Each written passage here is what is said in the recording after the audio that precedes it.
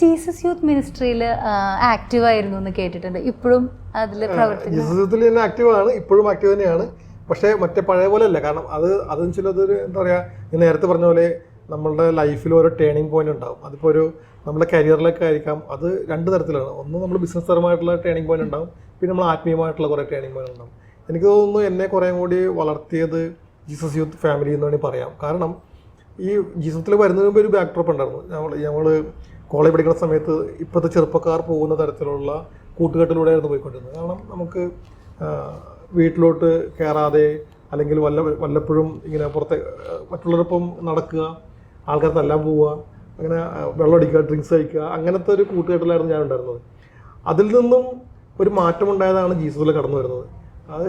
അതിനെ സഹായിച്ചത് Rex ബാൻഡായിരുന്നു. Rex band എന്ന് പറയുന്ന മ്യൂസിക് മിനിസ്ട്രി ഉണ്ട്. അതിൻ്റെ ഒരു പാർട്ടായിട്ട് മാറിയപ്പോഴത്തേക്കും ഓട്ടോമാറ്റിക്കലി ഞാൻ ഈ ഒരു മിനിസ്ട്രിയിലോട്ട് കടന്നു വരികയായിരുന്നു. അതൊരു 90 കാലഘട്ടങ്ങളിലൊക്കെ ആയിരുന്നു. അങ്ങനെ പള്ളിയോടധികം അടുത്ത് നമ്മുടെ കഴിവുകളൊന്നും പള്ളിക്ക് വേണ്ടി കൊടുക്കാത്ത സമയത്തൊക്കെയാണ് ബാൻഡിൽ ചെല്ലുന്നതും അങ്ങനെ അതിൻ്റെ ഭാഗമായി മാറുന്നു. ബാൻഡിൽ അന്നത്തെ കാലഘട്ടത്തിൽ ഞങ്ങൾ കുറച്ച് പേരുണ്ടായിരുന്നു അതിൻ്റെ മുമ്പിൽ ഡാൻസ് കളിക്കാനൊക്കെ ആയിട്ട്. അപ്പോൾ അത് പിന്നീട് എപ്പോഴും ആ പ്രോഗ്രാമിന് വേണ്ടി പോകാൻ വേണ്ടിയിട്ട് ഈ ആൾക്കാർ ഒന്ന് വെയിറ്റ് ചെയ്യുന്നു. നമ്മളെപ്പോഴും പ്രോഗ്രാമിന് പോകുന്നു, കേരളം മുഴുവൻ അങ്ങനെ പോകുന്നു.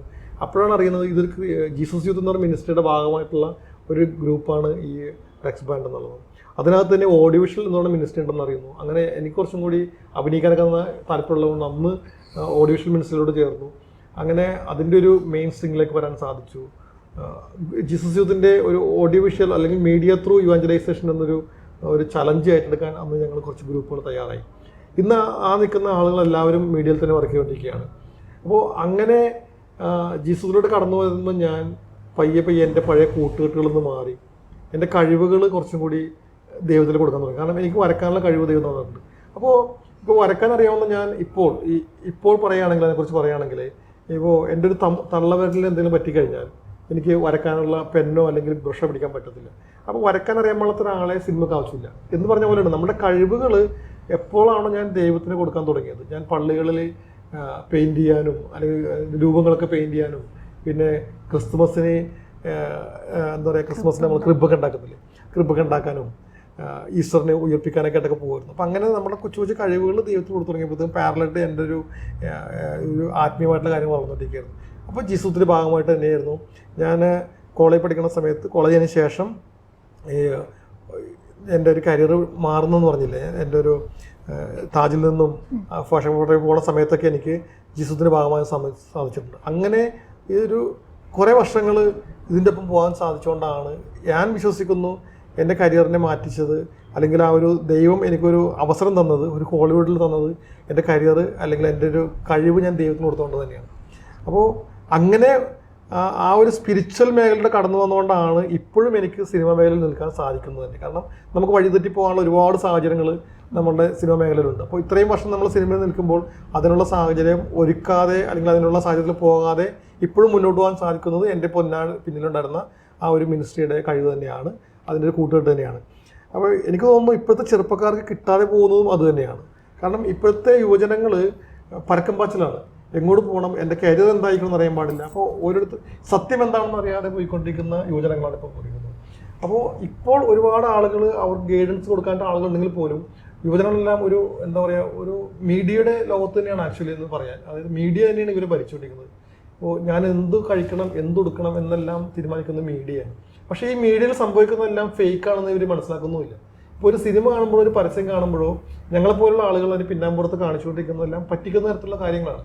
ഉദാഹരണം പറഞ്ഞു കഴിഞ്ഞാൽ ചിലപ്പോൾ ഒരു പെയിൻറ്റിൻ്റെ പരസ്യത്തിന് വേണ്ടി ഉപയോഗിക്കുന്ന പെയിൻ്റ് അല്ല, നമ്മൾ എന്താ പറയുക ഒരു ബൂസ്റ്റിൻ്റെ പരസ്യത്തിന് വേണ്ടി ഉപയോഗിക്കുന്നത് ചിലപ്പോൾ പെയിൻ്റ് ആയിരിക്കും. കാരണം അതിന് കളർ കിട്ടാൻ വേണ്ടിയിട്ട്. ഒരു സോപ്പിൻ്റെ പരസ്യത്തിന് ഉപയോഗിക്കുന്നത് നമ്മൾ ഒറിജിനൽ സോപ്പല്ല ഉപയോഗിക്കുന്നത്, പകരം ഫൈബർ ഉണ്ടാക്കിയുള്ള സോപ്പാണ്. ഇത് കാണുന്ന പരസ്യം കാണുന്ന ആളുകൾക്ക് അത് തന്നെ വാങ്ങണമെന്ന് തോന്നും. ഇതെല്ലാം നമ്മൾ എന്താ പറയുക ഒരു മാർക്കറ്റിംഗ് തന്ത്രമായിട്ട് കാണിക്കുന്നത്. സിനിമയിലായിക്കോട്ടെ, സിനിമയിൽ ഒരു നായകൻ വില്ലനടിക്കുമ്പോൾ ഇടി കൊള്ളുന്നില്ല എന്നുള്ളത് കൊച്ചുകുട്ടികൾക്കാരെ അറിയാം. അല്ലെങ്കിൽ കത്തിയോണ്ട് കുത്തുമ്പോൾ കുത്തു കൊള്ളുന്നില്ല എന്നുള്ളത് കൊച്ചുകുട്ടികൾക്കാരെ അറിയാം. ഇത് അറിഞ്ഞുകൊണ്ട് തന്നെ നമ്മൾ സിനിമയിലേക്ക് പോകുന്നത്. അപ്പോൾ പറ്റിക്കപ്പെടുന്നതാണ്, ഞങ്ങൾ പറ്റിക്കപ്പെടാൻ വേണ്ടി വരികയാണെന്ന് അറിഞ്ഞുകൊണ്ട് തന്നെയാണ് ഈ മീഡിയയിലോട്ട് വരുന്നത്. അപ്പോൾ മീഡിയ എന്ന് പറയുന്നത് ഒരു പരിധി വരെയും നമ്മുടെ ആളുകളെ പറ്റിക്കാനുള്ള ഒരു വിഷയം തന്നെയാണ്. നമ്മളുടെ ഒരു 5% വിശ്വാസത്തെ 100% വിശ്വാസമാക്കി മാറ്റുന്നതാണ് മീഡിയ പ്രവർത്തകർ. അത് ഏത് മേഖല ആയിക്കോട്ടെ, ഏത് മീഡിയയുടേതായിക്കോട്ടെ. അപ്പോൾ സത്യം തിരിച്ചറിഞ്ഞുകൊണ്ട് യുവജനങ്ങൾ തങ്ങൾ എങ്ങോട്ട് പോകണമെന്ന് തിരിച്ചറിയേണ്ട സമയത്തിലൂടെയാണ് ഇപ്പോൾ കടന്നുപോയിക്കൊണ്ടിരിക്കുന്നത്. അപ്പോൾ തീർച്ചയായിട്ടും എനിക്ക് തോന്നുന്നു ഇപ്പോഴത്തെ യുവജനങ്ങൾക്ക് അങ്ങനത്തെ ഒരു ഗൈഡൻസ് കിട്ടുകയാണെങ്കിൽ അതിന് പുറകെ ഈ പറയുന്ന മീഡിയയിലൂടെ കാണുന്നത് തെറ്റാണെന്നോ അല്ലെങ്കിൽ ശരിയാണെന്നോ തിരിച്ചറിയാനുള്ള ഒരു ബോധ്യം കിട്ടുകയാണെങ്കിൽ തീർച്ചയായിട്ടും അവർക്ക് മുന്നോട്ട് പോകാൻ സാധിക്കും. അപ്പോൾ അതിനുവേണ്ടി ഒരുപാട് പേര് ഇപ്പോഴും വർക്ക് ചെയ്യുന്നുണ്ട്, ഒരുപാട് ആളുകൾ. അത് തിരിച്ചറിയപ്പെടാതെ പോകുന്നു. അത് നമ്മൾ ചെന്ന് ഒരു ബ്ലോക്കിൽ പെട്ട് കഴിയുമ്പോഴാണ് അയ്യോ ഇത് വഴി തീർന്നു, ഇനി വഴിയില്ലാന്ന് തിരിച്ചറിയപ്പെടുക. അപ്പം മുന്നേ പറഞ്ഞ ആളുകൾ അപ്പോഴേക്കും ഓർക്കുന്നത്. അപ്പോൾ എനിക്കിപ്പോഴത്തെ യുവജനോട് പറയാനുള്ളത് എന്ന് വെച്ചാൽ നമ്മൾക്കുണ്ടാകുന്ന കഴിവുകൾ ആദ്യം കണ്ടെത്തുക, ആ കഴിവുകൾ നല്ലതിനു വേണ്ടി ഉപയോഗിക്കുക. അപ്പോൾ അതെന്തായിക്കോട്ടെ, ഇപ്പോൾ വരക്കാനായിക്കോട്ടെ, അല്ലെങ്കിൽ ഒരു സാധനം മേയ്ക്കാനായിക്കോട്ടെ, പാടാനായിക്കോട്ടെ, ഡാൻസ് ചെയ്യാനായിക്കോട്ടെ, അതെല്ലാം നല്ല കാര്യത്തിനോട് ഉപയോഗിക്കുക. നല്ല കാര്യത്തിനോട് ഉപയോഗിക്കുക എന്ന് പറയുമ്പോൾ അത് ഓട്ടോമാറ്റിക്കലി അതൊരു ദൈവഹിതം പോലെ ആവും. കാരണം എല്ലാവരും പോസിറ്റീവ് എനർജിയിലോട്ട് കൊടുക്കുക എന്ന് പറയും നമ്മൾ, അല്ലേ? നെഗറ്റീവിലോട്ട് പോകുമ്പോഴാണ് അവരുടെ മൊത്തത്തിൽ ആ നെഗറ്റീവ് എനർജിയിലോട്ട് പോകുന്നത്. അപ്പോൾ അങ്ങനെ നമ്മുടെ കഴിവുകളെ നമ്മൾ നല്ല കാര്യത്തിനോട് ഉപയോഗിക്കുകയാണെങ്കിൽ തീർച്ചയായിട്ടും ഉന്നതി ഉണ്ടാവും. അതിന് ഉദാഹരണം തന്നെയാണ് ഞാനിപ്പോഴും ഇവിടെ നിൽക്കുന്നത്. അപ്പോൾ ജോസഫേട്ടൻ ജീസസ് യൂത്ത് മിനിസ്ട്രി, പിന്നെ KCBC ഇതിലൊക്കെ ആക്റ്റീവ് മെമ്പറാണ്. പക്ഷെ നമ്മൾ കുറച്ച് കോൺട്രവേഴ്ഷ്യലായ മൂവീസ്, ഇപ്പോൾ ബോഗൻവില്ലേ അല്ലെങ്കിൽ ഭീഷ്മപർവം, അതൊക്കെ ചൂസ് ചെയ്തു, അതിലൊരു ഭാഗമായിരുന്നു. അപ്പോൾ അതെന്തുകൊണ്ടാണ്? എനിക്ക് തോന്നുന്നത് അത് ഓക്കെ ആയിരുന്നു എനിക്ക് തോന്നുന്നത്. കാരണം നമ്മൾ കാണുന്ന സിനിമ എന്ന് പറയുന്നത്, അല്ലെങ്കിൽ നമ്മുടെ മനുഷ്യനെ കുറിച്ച് പറയുകയാണെങ്കിൽ തന്നെ കലയുണ്ട്, ആത്മീയതയുണ്ട്, ജീവിതമുണ്ട്, അല്ലേ? ഇത് 3 തരത്തിലാണ് മനുഷ്യൻ അതിനെ കാണുന്നത്. അപ്പോൾ കല എന്ന് പറയുന്നത് കലയിലേക്ക് എല്ലാ മേഖലയും കടന്നു വരുന്നുണ്ട്. അതിൻ്റെ ഒരു മേഖല മാത്രമാണ് സിനിമ എന്ന് പറയുന്നത്. ആത്മീയത എന്ന് പറയുന്നത് ആക്ച്വലി നമ്മളുടെ ഉള്ളിൻ്റെ ഉള്ളിൽ നിന്ന് വരുന്ന, എന്താ പറയുക, നമ്മൾ ദൈവത്തിൽ നിന്ന് വിളിക്കുന്ന ദൈവത്തിനോടുള്ള അവനോടുള്ള നമ്മുടെ ബന്ധം, അതാണ് ആത്മീയത. ഇതിനേക്കാൾ അപ്പുറമാണ് നമ്മുടെ ജീവിതം എന്ന് പറയുന്നത്. നമ്മളുടെ സൊസൈറ്റി, നമ്മളുടെ മാതാപിതാക്കൾ, കുടുംബങ്ങൾ, ജ്യേഷ്ഠന്മാർ, അനിയന്മാർ, സുഹൃത്തുക്കൾ, ഇതൊക്കെ കൂടി ചേർന്നതാണ്. ഇതിനെ എല്ലാം കൂടി ചേർത്ത് കെട്ടുമ്പോഴാണ് മൊത്തത്തിലൊരു കോൺട്രവേഴ്സിയിലോട്ട് പോകുന്നത് എനിക്ക് തോന്നിയിട്ടുള്ളത്. കാരണം ഞാൻ സ്പിരിച്വലായിട്ട് എന്താ പറയുക ജീസസിൻ്റെ ഭാഗമായിട്ടിരുന്ന ആളാണ്. പക്ഷേ കുറേ കോൺട്രവേഴ്സി ആയിട്ടുള്ള സിനിമയിൽ തീർച്ചയായിട്ടും വർക്ക് ചെയ്തിട്ടുണ്ട്. പക്ഷേ കോൺട്രവേഴ്സി എന്ന് പറയുന്നത് എന്താണ് എന്ന് ചോദിക്കുന്ന ഒരു ചോദ്യമുണ്ട്. ഇപ്പോൾ നമ്മൾ ഒരു ക്രിസ്ത്യൻ പേര് പറഞ്ഞുകൊണ്ട് അദ്ദേഹം ഒരാളെ ഇടിച്ചു എന്ന് പറയുന്നു, അല്ലെങ്കിൽ അവർ കൊലപാതകം ചെയ്തു എന്ന് പറയുന്നിടത്താണ് ചിലപ്പോൾ നമ്മുടെ ആളുകൾ തന്നെ അതിനെ കോൺട്രവേഴ്സി ആയിട്ട് എടുക്കുന്നത്. അത് പർട്ടിക്കുലർ ഇതിനു വേണ്ടി തന്നെ ഇറക്കി വെച്ചാൽ. പക്ഷേ എനിക്ക് തോന്നുന്നത് അതിനെ ഒരു കലയായിട്ട് കാണാതെ വരുമ്പോഴാണ് അങ്ങനെ ഒരു പ്രോബ്ലം വരുന്നത്. കാരണം ഒരു കാറ്റഗിസം അല്ല സിനിമ എന്ന് പറയുന്നത്, വേദോപദേശം അല്ല, അതൊരു കലയാണ്. അതിനെ കലയായിട്ട് തന്നെ കാണാൻ സാധിക്കണം. ഒരു കാറ്റഗിസം പഠിപ്പിക്കാനാണെങ്കിൽ നമുക്ക് പള്ളിയിൽ പോയാൽ മതി, സിനിമ എടുത്ത് കാണിക്കേണ്ട ആവശ്യമില്ല.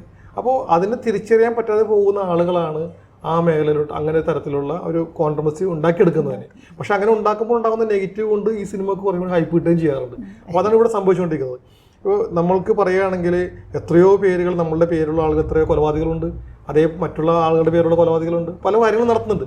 അത് അവരുടെ പേരിട്ടുകൊണ്ടല്ല, അത് അവർ ആ പേരല്ല. ഇപ്പോൾ ജോസഫ് എന്നുള്ള ആൾ കൊല്ലാൻ പോകുന്ന ആൾ, അയാളുടെ പേര് എന്താ പറയുക, ഒരു രാജപ്പെണ്ണാണെങ്കിൽ ചിലപ്പോൾ കൊല നടത്താണെങ്കിൽ കൊല നടത്തിയിരിക്കും. അതൊരു പേരിൻ്റെ പേരിലല്ല ഉണ്ടാകുന്നത്. അപ്പോൾ സിനിമയിലൂടെ കാണുന്ന ആളുകൾ പറയും ഇത് പോസിറ്റീവ് അല്ല എന്ന് പറയും. പക്ഷേ ഓരോ സിനിമയിലും ഇപ്പോൾ നമ്മൾ ഭീഷ്മപർവം ആയിക്കോട്ടെ അല്ലെങ്കിൽ ബോഗൻവില്ലേ ആയിക്കോട്ടെ, അവിടെ എല്ലാം സംഭവിച്ചുകൊണ്ടിരിക്കുന്നത് സിനിമ കാണുമ്പോൾ തിന്മയുടെ മൂർത്തീകരണമായിട്ടുള്ള വില്ലന്മാരെ നന്മയുടെ ഭാഗമായിട്ടുള്ള ഒരു നായകൻ അതിനെ ഓവർകം ചെയ്തുകൊണ്ട് നശിപ്പിക്കുന്നതാണ് സിനിമയുടെ ഒരു ഭാഗം. മിക്ക സിനിമയും കാണുന്നത് അതിനായിരിക്കും, തിന്മയെ എതിർക്കുന്ന നായകനെയാണ് സിനിമയിലൂടെ കാണുന്നത്.